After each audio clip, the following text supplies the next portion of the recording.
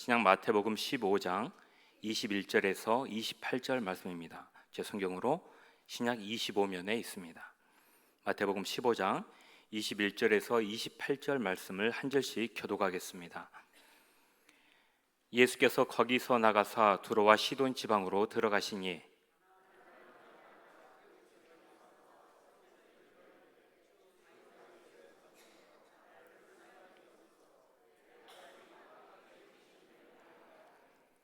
예수는 한 말씀도 대답하지 아니하시니 제자들이 와서 청하여 말하되 그 여자가 우리 뒤에서 소리를 지르오니 그를 보내소서.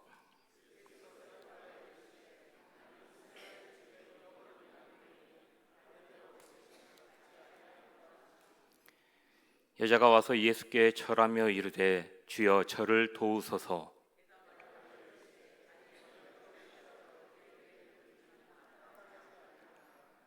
여자가 이르되 주여 옳소이다마는 개들도 제 주인의 상에서 떨어지는 부스러기를 먹나이다 하니 이에 예수께서 대답하여 이르시되 여자여 내 믿음이 크도다 내 소원대로 되리라 하시니 그때로부터 그의 딸이 나으니라. 아멘.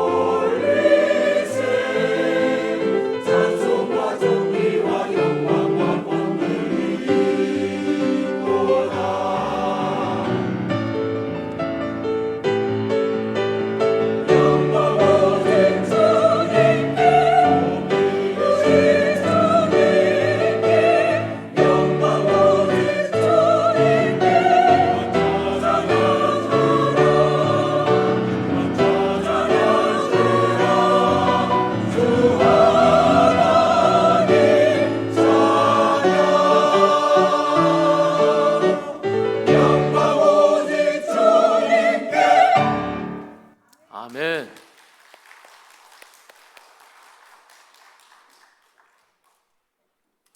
영광을 늘 오직 주님께 올려드리시기 바랍니다.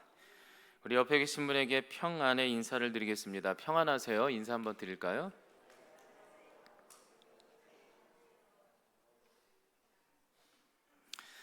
하나님께도 인사를 드립시다. 하나님, 우리가 여기에 와 있습니다. 저에게 찾아와 주세요. 준비 시작. 하나님, 우리가 여기에 와 있습니다. 저에게 찾아와 주세요. 아멘. 아버지 하나님, 오늘도 귀한 날입니다. 비 오는 중에도 생명을 주시고 기회를 주시는 하나님, 우리가 이 땅에서 인생을 주님 안에서 열심히 감사하며 도전하는 인생을 살아내게 하여 주시옵소서. 그리하여 후회 없이 인생을 주님 안에서 잘 선용하며 사랑하는 동성애 식구들이 되게 하여 주시옵소서. 하나님 간구하며 기도합니다. 그러던 중에 삶이 힘들어서 이곳에 오신 분들도 있습니까? 주님의 말씀과 위로로 인하여 다시 한번 회복되게 하여 주셔서 인생을 아버지 하나님 살맛나게 살아내게 하여 주시옵소서. 예수님 이름으로 기도하옵나이다. 아멘. 삼고초려라는 단어가 있습니다. 이 단어의 뜻은 무엇인가 좋은 것을 얻기 위해서는 어떤 누군가의 간섭, 거절을 당해도 절대 포기하지 않고 오두막집을 3번 찾아가야 한다, 그런 의미입니다. 이 단어의 기원은 삼국지에서 등장하는 유비가 제갈량을 3번 찾아갔는데 유래가 되었는데 제갈량에게 3번 다 거절을 당하게 됩니다. 하지만 이에 구원하지 않고 유비는 끝까지 재촉해서 결국 제갈량이라는 뛰어난 인물을 얻은 이야기에서 유래된 단어입니다. 삼고초려. 여러분, 이처럼 우리도 유비처럼 우리 인생의 관계에서 먼저 선행적으로 거절감을 경험할 때가 있습니다. 심지어 사람 혹은 공동체 안에서 한 번 아닌 그 이상의 여러 번의 거절감을 당할 때면 참 내 인생은 왜 이렇게 비참한지, 이렇게라도 살아야 되는지 싶을 때도 있지요. 그래서 너무나도 속상해서 주님을 찾아갔는데도 불구하고 주님마저 나를 외면하고 거절하고 무시하는 것 같은 느낌이 들 때면 우리는 얼마나 속상한지, 어떻게 살아내야 하는지, 왜 주님은 우리로 하여금 이렇게 철저한 인생 가운데 거절감을 당하도록 내어버려 두실까? 거절감. 여러분, 오늘 말씀을 보겠습니다. 오늘 말씀도 3번이나 거절당한 한 여인, 가나안 여인을 소개하고자 합니다. 오늘 예수님께서는 바리새인들로부터 너무 괴롭히니까 몸을 피하기 위해서 갑작스럽게 게네사렛 동네에서 두로와 시돈 지방으로 윗동네에 있는데 그 지방으로 발길을 옮기게 됩니다. 주님은 매우 피곤하셨어요. 도망자 인생을 살아내고 있는 거죠.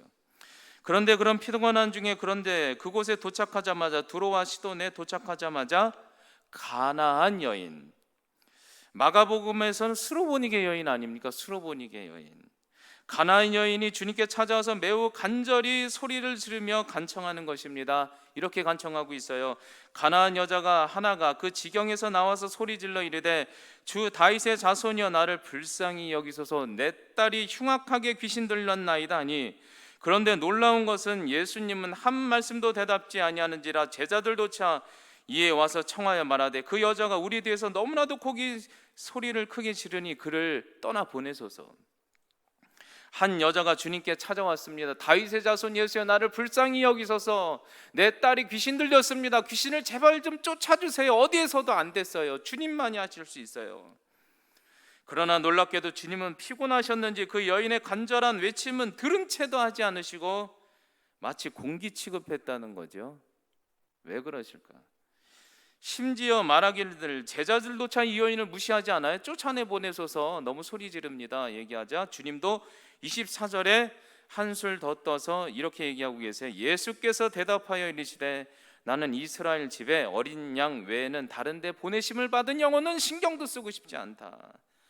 난 이스라엘의 잃어버린 영혼 자녀밖에는 관심이 없어. 그 영혼 케어하는 것도 이렇게 도망자의 인생을 살아야 하는데 내가 이방 여인까지 신경 써야 돼? 나도 피곤해. 무시를 넘은 거칠은 거절감. 무시를 넘은 거절감입니다. 여러분, 이렇게 생각해 볼 수 있지. 어떻게 이렇게 국률과 수용의 대명사인 예수님께서 어쩜 이렇게 참 거칠게도 이 여인을 밀어내실까? 여러분, 우리 인생도 그렇지 않습니까? 주님이 나를 어느 때는 내 인생 가운데 나를 외면하고 거절하며 밀어내는 것처럼 느껴질 때가 있습니다. 여러분 봅시다. 우리도 주님께 이렇게 기도하죠. 주여, 내 딸과 내 아들과 내 가정이 귀신에 들려 너무나도 힘들어하고 있어요. 물에도 들어가고 불에도 들어가는 것을 보고 밤마다 소리 지르며 아우성입니다. 밤새 게임하고 술 먹고 이상한 얘기가 들리고 주여 못 살겠습니다. 제발 내 가족을 살려주세요. 하나님 이렇게 기도했는데 하나님이 계속 그러는 것 같아요. 나는 너를 위해 온 존재가 아니야. 나는 너 몰라 라고 무시와 거절감으로 나에게 다가올 때면 어떻게 하나님 저한테 이럴 수 있어요. 너무 괴로워서 기도해서 이 자리에 왔는데 라고 생각되지 않습니까? 여러분, 이 여인의 인생의 처절함, 거절감이 느껴지십니까? 거절감을 경험해 보셨습니까? 제가 여기 이렇게 딱 보니까 그런 경험이 없으신 것 같아요. 인생의 거절감. 여러분, 그런데 봅시다. 오늘 예수님은 이 여인에게 오늘 아주 모질게 하기로 완전 작정하셨던 것 같아요. 거칠게 하기로 아마도 작정하셨던 것 같아요. 보십시오. 이제는 차마 입에 담을 수 없는 모욕적인 얘기까지 주님의 입에서 터져 나왔어요. 25절에 이렇게 얘기하고 있어요. 여자가 그래도 그 무시에 굴하지 않고 앞으로 다시 한번 나와 예수께 절하여 이르되 주여 저를 제발 좀 도와주세요. 대답하여 주님이 이르시되 어찌 자녀의 떡을 개에게 던짐이 마땅하니? 여러분, 어떻게 이런 얘기를 할 수 있습니까? 여인은 무시와 거절감에도 포기하지 않고 적극적으로 주님 뒤에 있다가 이제 앞으로 나와서 겸손하게 절하며 너무나도 절박하게 외치고 있어요. 주님 아니면 내 딸은 고칠 수 없어요. 주님 아니면 내 가정은 고칠 수 없어요. 주님 아니면 내 인생은 수선이 안 돼요. 그랬더니 주님 말하는 게 뭐라고 말하고 있어요? 내가 어떻게 자녀에게 줄 떡을 개 강아지에게 던져줄 수 있니? 여러분, 어떻게 말을 해도 이렇게 모질게 말을 합니까? 이게 글로 적혀져 있어서 그렇지 한번 들어보시기 바랍니다. 얼마나 충격적일까? 평생 상처가 될지도 몰라요. 이 불쌍한 여인에게 이 무시와 거절감과 모멸감. 여러분, 한국 사람이 제일 싫어하는 게 무엇인지를 다 알고 계시지 않습니까? 누군가로부터 무시, 모멸감을 당하면 견딜 수가 없어요. 한국 사람은 천인이기 때문에 나를 무시해 다시는 안 보고 말지. 한국 분들은 평상시엔 착한데요, 자존심 건들면 큰일 납니다. 여러분, 만약에 여러분 오늘 아침에 이 여인처럼 교회 힘들어서 나왔는데 어떤 집사님이 아침에 인사를 하기를 강아지 같으십니다 인사를 하면 여러분들 참을 수 있겠습니까? 설교 중에 참으라고 하니까, 용서하라고 하니까 아멘 했다가 끝나면 어떻게 돼요? 난리 나는 거죠. 나한테 강아지 같다고, 아무리 교회라도. 전에 있던 교회에서 어떤 성도님이 헬스를 운영하시던 남성 집사님이었는데 저희 교구였어요. 평상시엔 정말로 착했는데 나갈 때 주차 인도하시는 집사님이 얼마나 힘들어요. 막 정신없다 보니까 한마디 했나 봐요. 근데 상처받았다고 교회 정문이, 그 교회가 유리로 돼 있었거든요. 그냥 날라차기를 2번을 한 거예요. 그래서 제가 너무 저도 낯뜨거워서 불러다 놓고 얘기했어요. 아니, 집사님 평상시 좋은데 왜 이렇게 흥분하셨습니까? 그랬더니 제가 상처받아서 그랬다고, 정신이 아니었다고. 그래서 위로를 해드렸죠. 참는 거 쉽지 않죠. 여러분, 과연 이런 말을 하신 분이 우리가 알고 있는 예수님이 맞을까? 이 불쌍한 여인과 우리에게 왜 거절과 모멸감으로 이렇게 심하게 말씀하셔야 했을까? 여러분, 그런데 여기서 우리는 먼저 알아야 될 것이 있습니다. 예수 그리스도 하나님 아버지의 성품. 요한복음 2장 25절엔 이렇게 얘기하고 있어요. 또 사람에 대하여 누구의 증언도 받으실 필요가 없는 분이 예수님이시라. 그가 예수님은 친히 사람의 속에 있는 것을 이미 다 아시는 분이라. 주님은 다 아셔요. 예수님이 이 여인 이런 거절과 모멸감을 통해서도 끝까지 포기하지 않을 끈질긴 여인이라는 것을 알고 계셨을까요? 몰랐을까요? 알고 있었어요. 주님은 심중도 아시고 바다도 아시고 우리의 내면도 아시고 우리 눈동자도 아시는 분이 예수님이에요. 그런데 이 모든 것을 아시는 주님이 왜 이토록 차갑게 외면, 무시, 거절감, 모멸감 3종 세트로 이 여인의 믿음을 흔들고 있는 것일까? 우리 인생을 흔들고 있는 것일까? 여러분, 사실 누군가에게 향한 거절감은 폭력과 같습니다. 심리학적으로 거절감을 당한 사람 먼저는 자기 자신을 부족하다고 자책하게 되어 있고 자동으로, 다음은 분노 감정으로 타인에게 학대까지 한다고 합니다. 심한 경우는. 그래서 거절감은 절대 안 좋습니다. 교회 안에서의 거절감은 매우 위험한 것이죠. 여러분, 교회 안에서 우리는 서로 포용해 주어야 합니다. 근데 저도 간혹 예배 끝날 때는 입구에서 남성 성도님들과 악수로 인사할 때가 있습니다. 악수로 인사하죠, 남성 성도님은. 여성 성도님은 제 기준으로 봤을 땐 75세 이상 넘으신 분만 이렇게 악수로 인사를 드려요.